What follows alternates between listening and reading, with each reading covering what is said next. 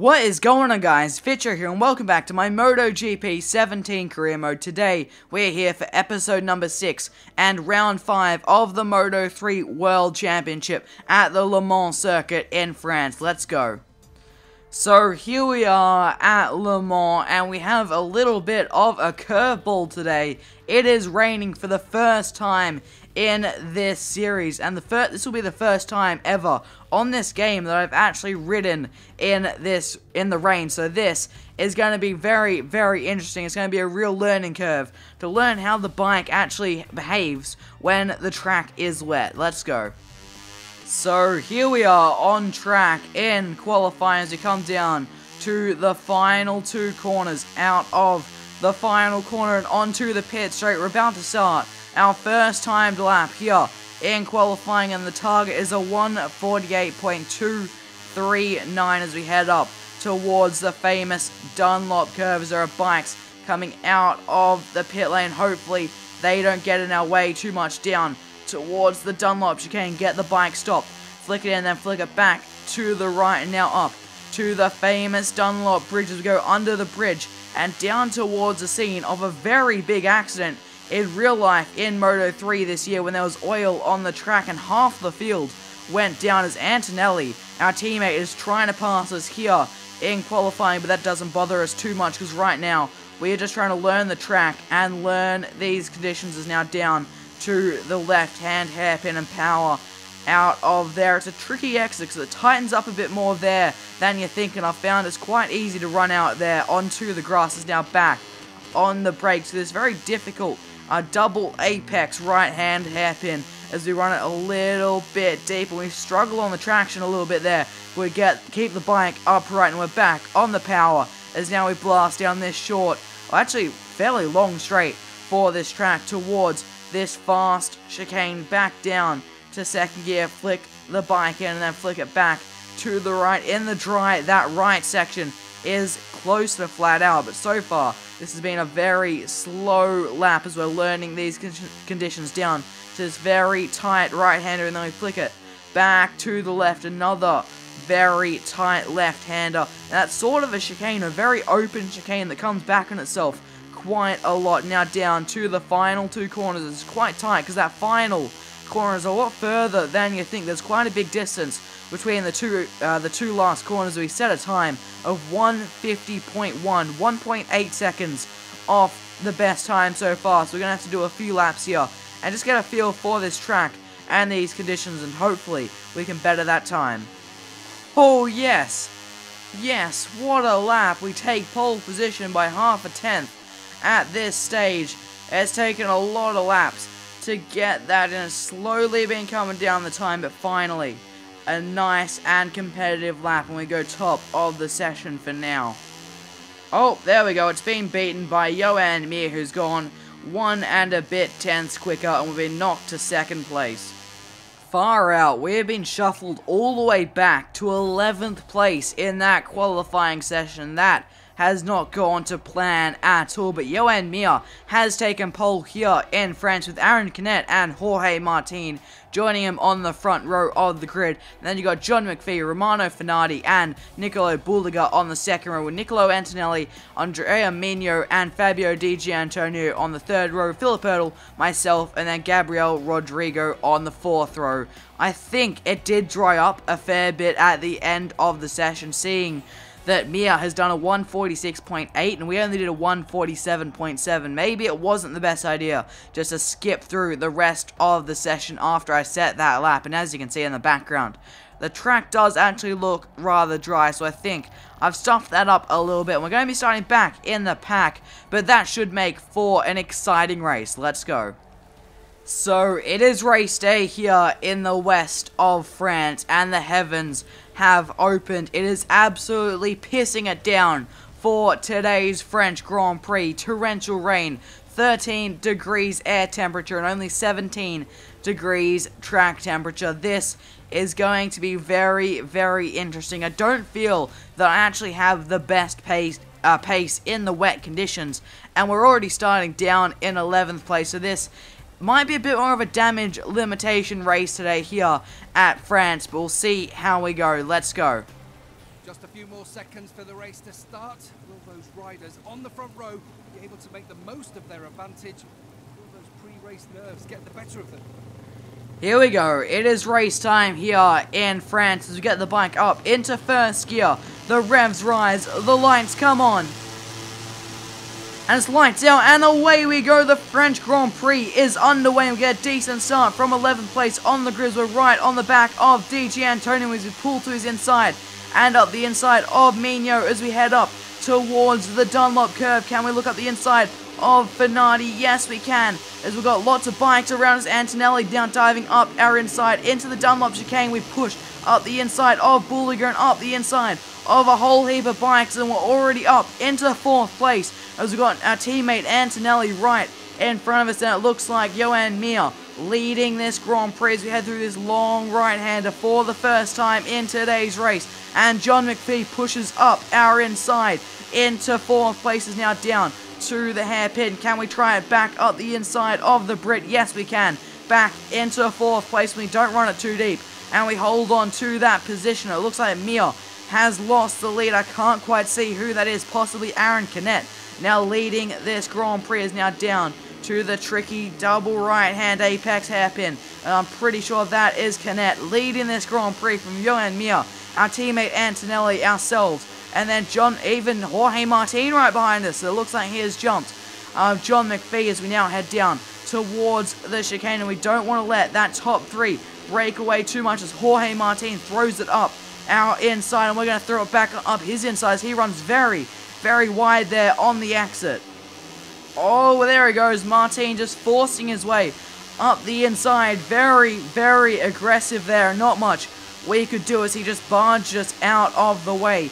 But this battling really is not helping. That top 3 are starting to form a little bit of a gap as we get back up the inside of Jorge Martin as we head up through the Dunlop curve and onto the brakes for the chicane. Oh, he's barged up our inside. Jorge Martin and Mignot is now getting involved. We hold on to 4th place for now.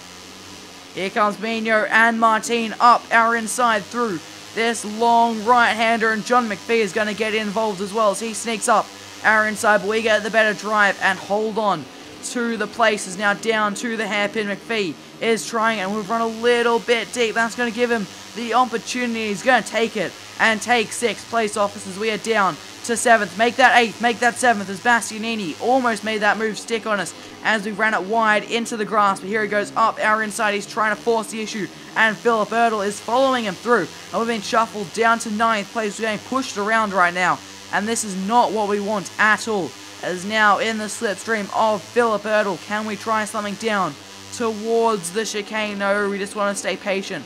Right now on the back of the German, we flick the bike back to the right, switch back up his insides. He runs it wide, and we retake 8th place from Ertl, as now we're on the back of Enea Bastianini, and we cut that corner a little bit. I lifted down the throttle, and we don't get a penalty, thankfully, and we didn't really gain any time from that. As now on the back of Enea Bastianini up the inside of the final 2 corners, and I think we make that move stick. No, we don't. He's sneaking back up our inside through the final corner, and he retakes 7th place from us. As now we start lap 3 of 12 here at Le Mans. Can we look up his inside up towards the Dunlop curve? Yes, we can. Back into 7th place. Can we try something up the inside of John McPhee? Very late on the brakes. It is very late on the brakes. We get the bike pulled up. He's trying to switch back, but it's a chicane, and that works in our favor, and we get the move done on the Brit. Back into 6th place now.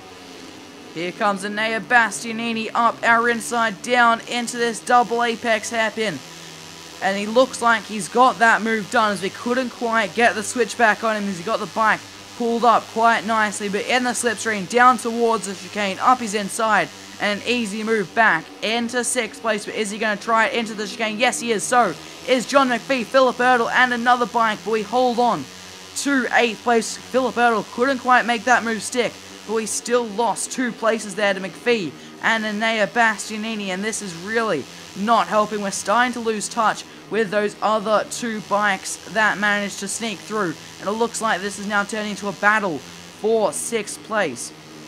Oh, very late on the brakes. McPhee and Bastianini are now right in front of us as they're battling away through the Dunlop chicane, now down the hill to this tricky right-hander. Can we shove it up the inside of Bastianini? No, we're not quite close enough as he's going for the move on John McPhee, and he's got a poor exit. We're now going to his outside down towards the hairpin. We're on the outside, and this is going to be tricky to make this move stick. We're going to try to switch it back to the inside, but Philip Ertl getting very opportunistic and trying to sneak up our inside, but he can't make that move stick, and that's cost us a chance at trying to get back past Bastianini and McPhee as they are still battling away right in front of us. Try to get a good run off the right-hand hairpin onto this back straight, down towards the chicane in the slipstream of the British talent rider as we head down to the chicane.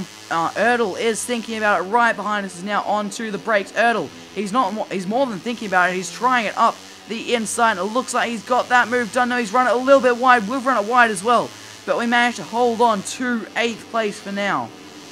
Lap number 5 of 12 up towards the Dunlop curve, up the inside of Bastianini. Can we now try it up the inside of McPhee, down into the chicane? Yes, we can. A nice double overtake there. Now back into 6th place. Now we really need to get our head down, try to catch up to the next two on the road. That is Jorge Martin, and I can't quite remember who it was, possibly Mino, who got past us earlier in the race and started to pull a little bit of a gap. We really need to catch back up to the back of those two, and even the top 3, who Martin seems to have caught up to a little bit. It looks like it's starting to turn into a battle of 5 at the front. It looks like our teammate is actually out in the lead, but if we have Bastianini and McPhee continually trying to overtake us, it's going to make it very, very difficult. We're going to have to defend the inside down into the hairpin from Bastianini, and we hold on to 6th place, but now onto the back straight down towards the chicane. He's in our slipstream.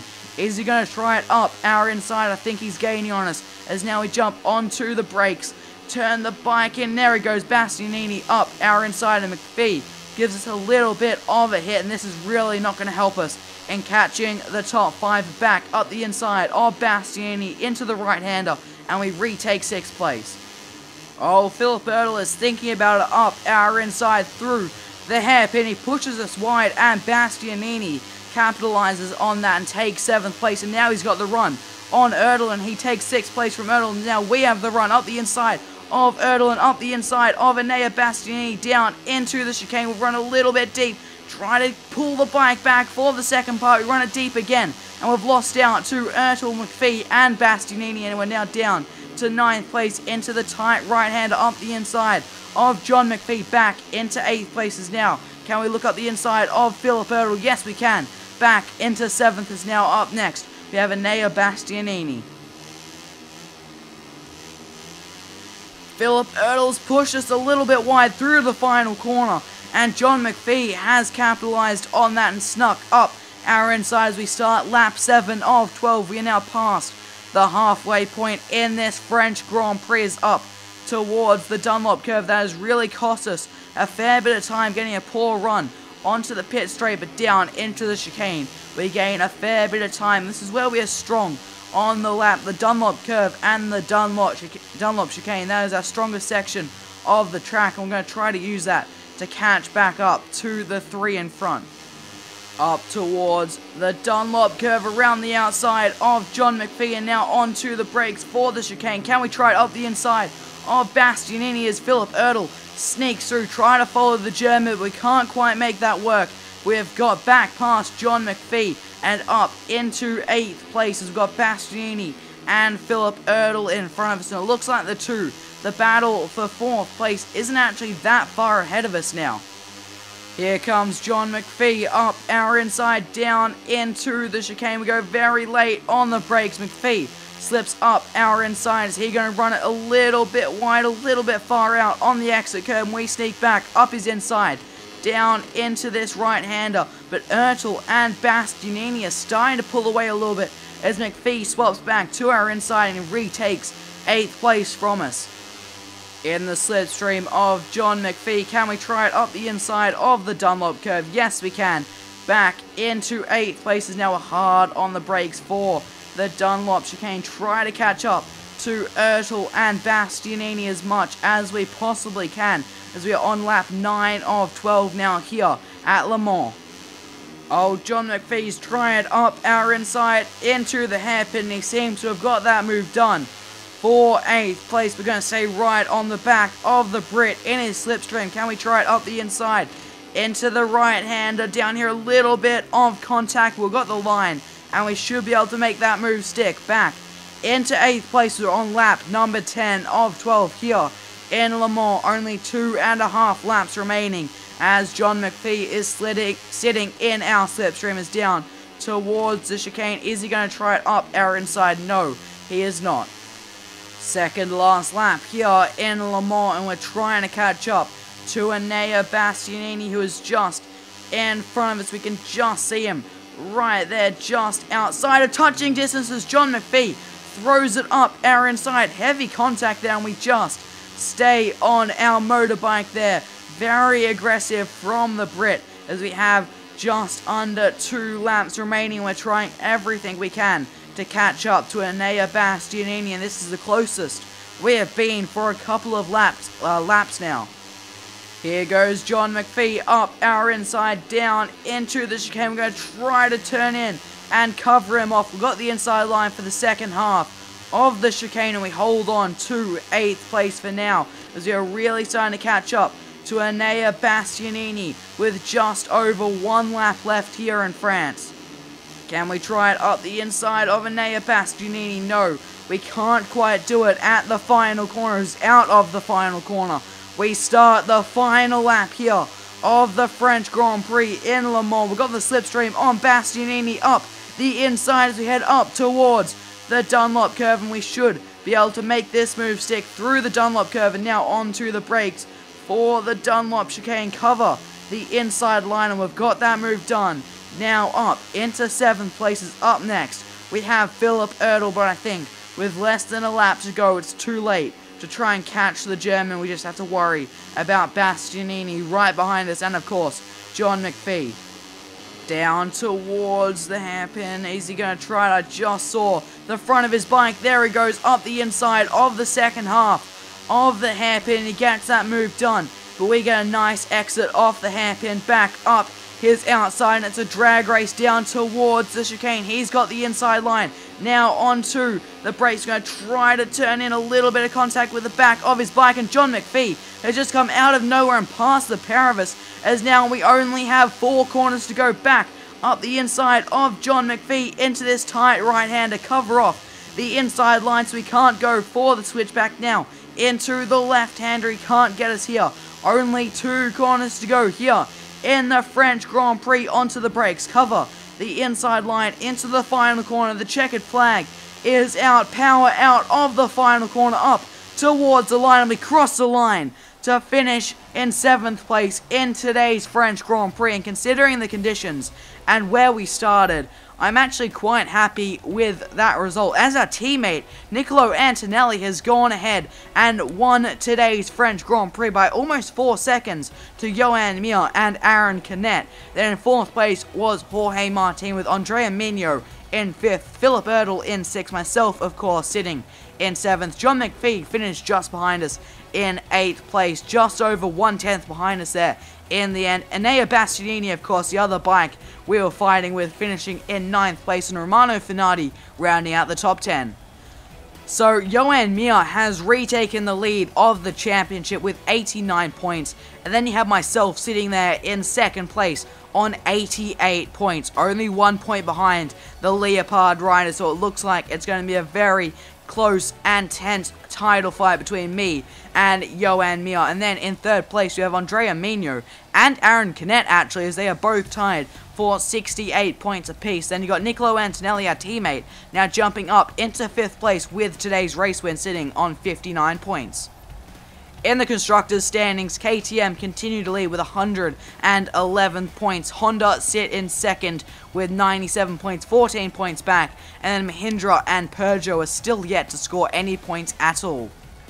So, next time out, we head to Mugello, and that should be a very, very entertaining race. Mugello never fails to disappoint. One of my favorite tracks on the MotoGP calendar, and I cannot wait for that race, but that'll be in the next episode. Now, I just want to apologize again if I have sounded a little bit weird, especially now, as I'm still a little bit under the weather. My voice, or my throat, is still a little bit sore, and after that race, I feel like I'm starting to lose my voice a little bit. It's sort of gone a little bit croaky, so I might have started to sound a little bit weird throughout that video, especially now. I do apologize for that, but I am not feeling the best, but I still really want to just get these videos out because I have so much fun playing this game. These Moto3 races are just so action-packed. It is just so much fun, and I cannot wait to get into the next episode as we head to Mugello. But that'll do it for today, guys. I hope you guys have enjoyed today's French Grand Prix. If you did, make sure to smash that like button. If you're new to the channel, make sure you do subscribe. Thank you guys so much for watching. I've been Fitcho, and I'll see you all next time.